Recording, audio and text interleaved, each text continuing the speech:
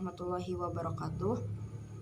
Saya itu Tialawiyah. Di sini saya akan menjelaskan mengenai rukun qiyas tamsil sebagaimana yang telah tadi dijelaskan oleh saudari Elva mengenai pengertian qiyas tamsil dari beberapa referensi yang telah kita temukan, bahwa qiyas tamsil merupakan menetapkan hukum bagi suatu juz kepada juz yang lainnya karena ada kesamaan di antara kedua juz tersebut.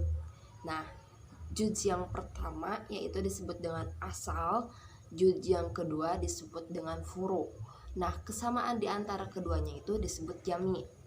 Nah, untuk memperjelasnya seperti contoh, kita sebutkan dulu contohnya, yaitu an-nabid haramun kal khomri bijami'il iskari, yaitu nabid haram seperti khomer karena sama-sama memabukkan. Sama-sama memabukkannya itu disebut jami. Nah, qiyas langsung aja. Qiyas tamsil itu mempunyai 4 rukun.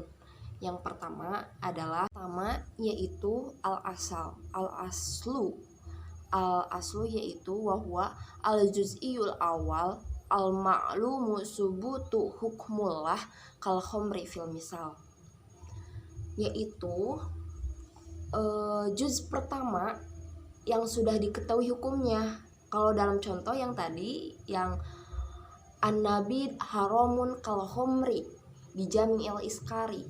Nah, khomernya itu sebagai juz pertama yaitu al-aslu yaitu juz'i yang pertama.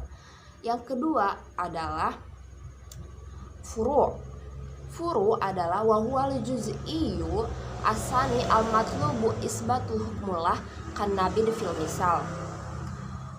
Furu itu yaitu juz'i yang kedua yang belum diketahui hukumnya. Contoh nabid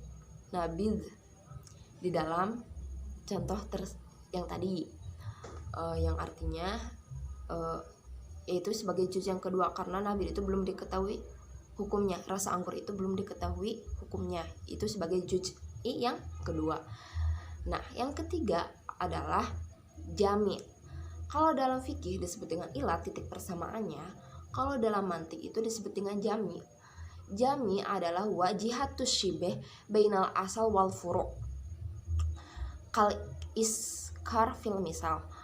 Yaitu jami yaitu kesamaan di antara keduanya, yaitu di antara furu' dan al asal, di antara juz'i yang pertama dan yang kedua.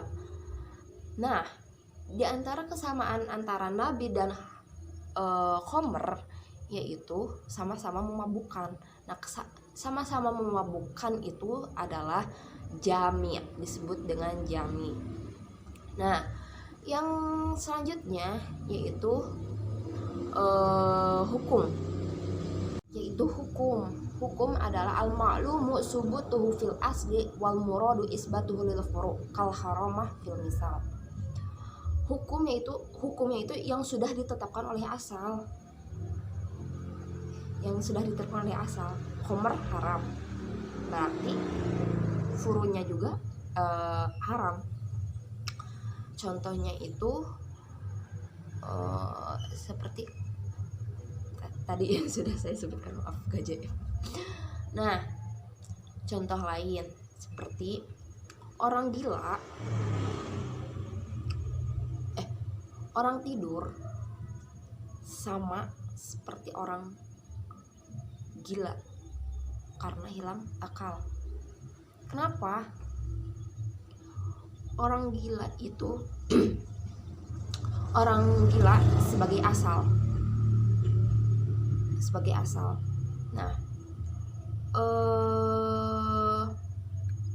orang gila sebagai asal, terus orang tidur sebagai furu'nya, juz yang keduanya.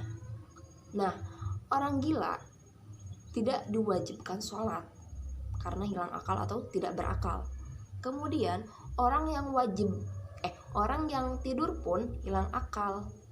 ataupun tidak berakal pas waktu tidur karena dan tidak diwajibkan sholat. Maka orang gila itu sebagai asal orang yang tidur itu disebut dengan furu. Orang hilang akalnya itu disebut dengan jami. Terus tidak diwajibkan sholatnya itu sebagai hukum. Nah, seperti itu. Nah, terus ada disebutkan lagi dalam Sulamul Munawarok bahwa adapun sebabnya kias tamsil tidak menghasilkan madlu atau kesimpulan yang qat'i pasti karena tidak lazim adanya suatu kesamaan, karena tidak biasa adanya suatu kesamaan antara dua perkara dalam satu segi, akan ada kesamaan dalam segi yang lain. Terima kasih atas perhatiannya. Mohon maaf banyak kesalahan.